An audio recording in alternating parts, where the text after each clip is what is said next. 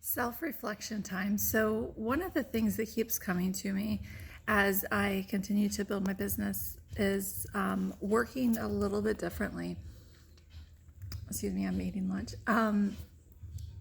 And I keep hearing innerly and outwardly on different people that I listen to about sharing your story and being your authentic self. So, one of the things that have really been something that I've gone through in my life would be relationships.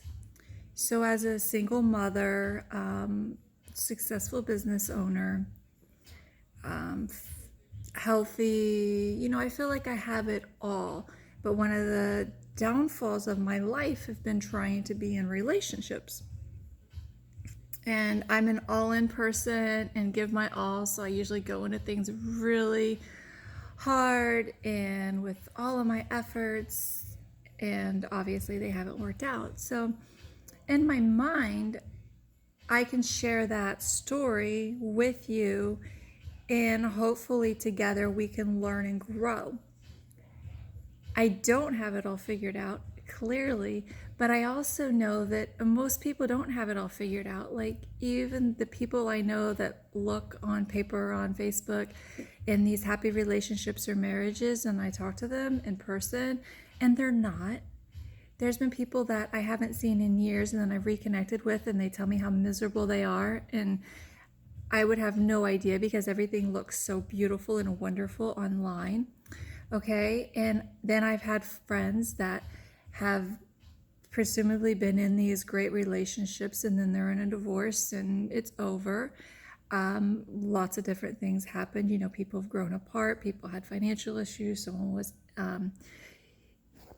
had infidelity, a lot of different reasons why things didn't work out. I've had friends that have just stayed together till their kids get, out of school and then they separate. Crazy to me.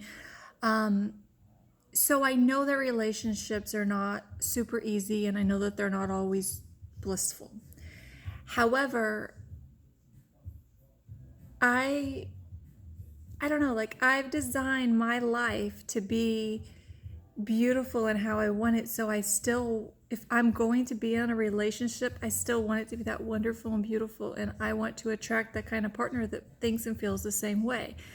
And granted, I don't necessarily want someone to criticize me, but I do want someone that's strong enough to call me out on my shit once in a while. Preferably not all the time on a daily basis like I've dealt with before in the past, but not to let me, just do stupid things. And I want to be able to be that for that person too, obviously without being a bitch, because I could be a bitch too when I need to be. Like that one meme that goes around, like, if some people told you that I'm kind and other people told you I'm a bitch, believe them both, because I probably responded appropriately in both scenarios. Cute thing last night. Okay, so I'm talking to my 8-year-old, where sometimes, like, we learn amazing things from children. And we had got in a little argument at bedtime. It was so silly, but I had told him, like, okay, go brush your teeth, it's time for bed. And we had stayed up a little bit late. We were watching a movie, but not super late, just like a few minutes. And I go brush my teeth as we normally do, and he brushes his, and then I come back out and he's wrestling with his brother. They both do jiu-jitsu, so this is kind of somewhat common in our house, but they don't get a lot of time together because they have different schedules, and especially the oldest, he's 17, so he's very busy and not around a lot. So of course the little one wanted time with his brother, but okay, that's good, I say as I walk out, and I'm like, but it's time to, go get in the bed. And, then they run around the house a little more and get all crazy and goofy. And at this point, I'm like, look, like, I already told you twice now, I need you to get in the bed. Stop screwing around with your brother. It's time for bed. And then I'm telling the big one goodnight, giving him a hug kiss. And the little one comes and de-pants him, the big one. He pulls his shorts down. And I'm like, what are you doing? Like, so I get down at his level, and I'm like, stop. You're not listening. You're being disrespectful to me. And of course, like, it was just a little rowdy, but, at this point, I'm not laughing. I'm being very serious. And he's like, I'm sorry, I miss my brother and I want to spend time with him, which is totally true. And I know that. However, we still have to be able to mind the rules and, respond in certain ways.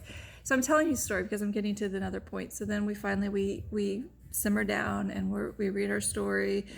He reads me his AR book, and then he's like, "Can I please have a back scratch tonight?" And I'm like, "Sure thing." So I come back and I'm rubbing his back, and and then I was rubbing it, and then he's like, "Oh, can I get a massage?" And he said it like in a little attitude, like I wasn't giving him a massage and it wasn't good enough. And maybe it triggered my insecurities and my things, because I really do like always try to do the best that I can. But I was like, "Hey, listen," I'm like, "You need to be kind," because I'm still thinking back of the idea that he wasn't behaving at bedtime. Okay.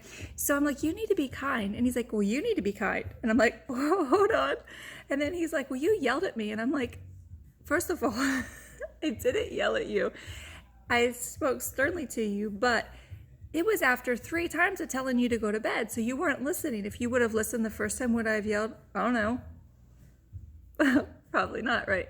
But anyways, and I said, "Well, but you need to be kind." And he's like, "No one's kind. Who's kind?"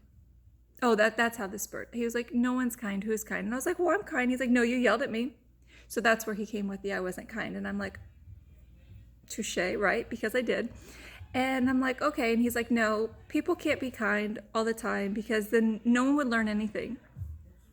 And I'm like, he's like, "Who's kind all the time?" And I was like thinking, of course no one's kind all the time, because sometimes we have to respond unkindly. But I'm like, okay, still in this world of how things function, thinking out loud, wouldn't it be nice if everyone showed up kind? And he's like, "No, because no one would learn anything, and no one's going to be kind all the time." And I'm like, you know what? He has a point. So as much as you wish that everything could be rainbows and roses and beautiful all the time, it's not always going to be beautiful all the time. So you're going to have skill sets to deal with these things. And a skill set sometimes could be being unkind. Now, I'm not saying to be mean and whatnot. Like, there's a difference between being rude and unkind and having boundaries that seem unkind. So that's kind of more where I'm getting at. But it was just so like poignant of this 8-year-old child to point out something that had validity, and to see something in such a young perspective of a mind where, like, as we get older, we think things differently. Like when I look back what I thought 5-10 years ago, I think differently now, and we do change and grow. But I remember growing up that it was always like, especially most older people said to me, "Well, I know this because I'm older." But they never took the time, at least in my experience, to say, "Hey, guess what? I could be wrong. You might actually have a valid point." And I think that that's the difference. And hopefully this generation that are thinking for themselves and maybe able to, share some different perspective. The world's changing a lot. And just because something was like it in the past doesn't mean that that's what it looks like in the future. I'm in a lot of different Facebook groups, from relationship ones to business ones to real estate ones to women ones to, name it. I'm in all these different groups, and sometimes I see some of these conversations, and so different the perspectives of what something should look like, what parenting should look like, what marriage should look like, what business should look like. And interestingly enough, you can have it any way that you freaking want it. Okay, it may not appeal to other people, but as long as you're, happy and you're, whatever, it's fine. So for instance, like, it used to be that people got married because it took 2 people to raise a family and go to work. And maybe at that time it was more or less, y'all are going to hate me, but this is what it was. The men went out and worked, and the women stayed home and took care of the house and the children and stuff. And that's the way it was, and that's the way it worked. And then women had to then later go to work, and then it was two people working in households. And then we get into all kind of gender changes and rules and stuff. And now dads stay at home, or they have 2 moms or 2 dads, whatever it is. But it's changed, and just because it used to be one way doesn't mean that that's the way it's supposed to work. Like, I have a lot of successful female friends that have no children. They travel, or they do have children and their husbands stay home with their children, and they get these crazy comments out and about like, "Oh, I could never leave my children and go and do what you do." And it's like, he's with his dad. Like, it's not like she's just abandoning him to go, that business is more important. It's that she also is a businesswoman. She supports her family. But if a dad goes out and does the same thing, then they get this like, nothing, like totally normal and fine, that the wife should be home taking care of the kids and the dad should be traveling around. But when it's reversed, you get all these kind of weird like responses. People are still in like old paradigms of how things should be.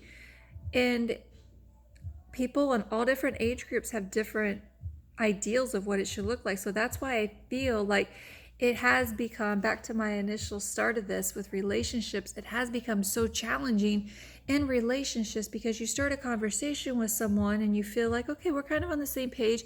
And then they say something that's completely opposite of your beliefs and how you think a relationship should be. And you're like, guess not. Okay. Let's, keep looking for somebody we're more compatible with. And so it's very difficult because you have just so many different ways that relationships are working right now, where you have people that are living together and doing everything together, and you have people that are dating and seeing each other every once in a while. You have people in open, polygamous relationships. You have all these different things. I mean, I'm on some dating apps and I got messages from married people that have open relationships. And for me, like, that's not something I'm into, but that's what they're into. And to me, I think that's crazy. But to them, it's just like another extracurricular, to go do these things. And I don't care what they do, but it's not for me. But you just have so many different ideals. So the idea of then to think about all the different perspectives that are out there and then to be able to potentially find that match that's going to work for you. And then if you do find that match that's going to work for you and you're happy and the other person's happy, then you have all these outside people that want to put their 2 cents in. I watched a video earlier of one of my Facebook friends, and she was posting, she made a lifestyle change on her diet, and people want to interject and tell her, that they know better, or she should really think about it, and all these stupid things that, not to just say, look, she's an intelligent, responsible, independent woman that can make these choices for herself. But we get these people that are outside that tell us like, well, I wouldn't put up with that, or I don't know why you do that, or why is your relationship like this? It should be this way, or whatever. And it's crazy. And that goes for business and anything else that you're doing. Like I do a lot of plants and stuff, and I'm in all these different groups of plants, and some people are all crazy about, invasives, and others are all about natives, and others are about, these exotic plants, and like some of the craziness that comes on, or even pests. Like some people are like, oh, you kill invasives, and other people are like, I don't kill anything, and other people are like, I spray my yard, I don't want bugs, and other people are like, that's life, like we have to keep the bugs, and that's the whole circle of life. And so there's just so many different perspectives. Going back to this, I just believe that you need to be authentic to who you are from the beginning and everything, because I feel like for me personally, what I've done is going into scenarios, I can shift to different ways and be like, oh, let's try this, and maybe I can be this or do this, or whether it's relationships or business or whatever. And then I realized that wasn't my authentic self. So then 3 months, 6 months, a year down the road, this thing has fallen apart. And I'm sitting here upset mostly at myself for how the process went when I should have been authentic. Or maybe it was the other person that wasn't authentic. They pretended to be whatever. Like I've hired agents that have told me, how ethical they are and they do the right thing. And the next thing I know, like they're trying to scam me out of paying your referral fee or something. And I'm like, hold on. Like, no, you totally lied about who you were, and you can go bye-bye. So you don't always know in the beginning. You can, try to ask the right questions and try to be authentic, but you might be inauthentic, the other person might be inauthentic, and then down the road, you're going to figure that out. But I think having your own set of, how did you want your life to be? And these kind of things are going to really help you in life versus just kind of going with the flow and as the wind blows and stuff, because this is your life and you don't just want to follow what everyone else is doing and then be unhappy through your life. Like I run into so many people that are just like, well, this is my life. I get up and I go to work and I do that, and they hate it and they're unhappy, but that's what it is for them, and they don't want to make the change because the change might be hard or it might not work, and then they might look like a failure. But you know what? Get up and fail and get up and try again until you get it right, till you wake up and you're in your freaking joy every day, right? This is your life. So back full circle, I know I've got off on a couple of tangents, but it really does all boil down to being authentic to yourself through all aspects of your life. And having boundaries with a little bit of flex, because you still want to grow as a person and you do want to learn, and that's how we learn and that's how we grow. And what you thought you knew 2 years ago, now you're like, oh wait, I was wrong. And be able to admit you're wrong. Like, I know so many people that can't admit when they're wrong. Like, do I love to admit that I'm wrong? Not so much, but I will admit when I'm wrong. I've admit to my children, I admit to my agents, I'll admit to whatever when I'm wrong, because we're all going to be wrong sometimes. And to be able to accept that and, apologize if necessary and then move forward. Do it. Your life will be so much happier when you are authentically you, take responsibility for yourself and your actions and your words, and, be the best version. I posted just a few minutes ago on Facebook. What would my future self think about this decision? Decide accordingly. So work within mind of where you want to be in the future, make choices and decisions even though you might not be there yet, but you will be, because you're on the right track. So I hope this has been helpful to someone. I know it's kind of a long rant, but I feel like I made some valid points and I wanted to share this with you. So if you have any comments, please put them down below.